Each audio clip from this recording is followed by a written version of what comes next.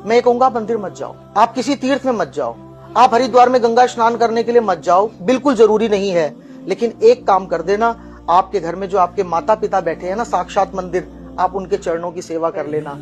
जिन मात पिता की सेवा की तीर्थ धाम कियो ना कियो, आप बेशक मंदिर मत जाना, लेकिन अपने माता पिता की सेवा घर पर करना। और एक बात यूथ से मैं कहना चाहूंगा कि आपके माध्यम से यदि आपके माता पिता के चेहरे पर मुस्कान आ गई तो वही आपके जीवन का स्वर्ग है, और यदि उनकी आंखों में आंसू आ गए आपके कारण से, वही आपके जीवन का नरक है। आप बेशक मंदिर मत जाओ। আসসালামু আলাইকুম রহমতুল্লাহ বরকাতুহু। আল্লাহ সুবহানাহু ওয়া তাআলা পবিত্র কোরআনুল মজিদে মাতা পিতার সম্মান মর্যাদা নিয়ে পবিত্র কোরআনুল মজিদে বিভিন্ন সূরাতে বলেছেন।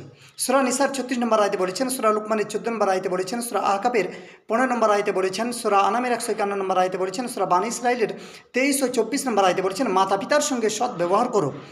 আল্লাহ নবী সাল্লাল্লাহু আলাইহি সাল্লাম সুনানে নাসাই 3106 নম্বর হাদিসে বলেছেন, ফাইনাল জান্নাতা তাহতা রিজলাইহা, জান্নাত তোমাদের মায়ের পদতলে রয়েছে। আল্লাহ নবী সাল্লাল্লাহু আলাইহি সাল্লাম তিরমিজি শরীফের মধ্যে 1900 নম্বর হাদিসে বলেছেন, তোমাদের পিতা হচ্ছে জান্নাতের স্বর্গের মধ্যম দরওয়াজা, তোমাদের মাতা পিতাকে রাজি রাখো।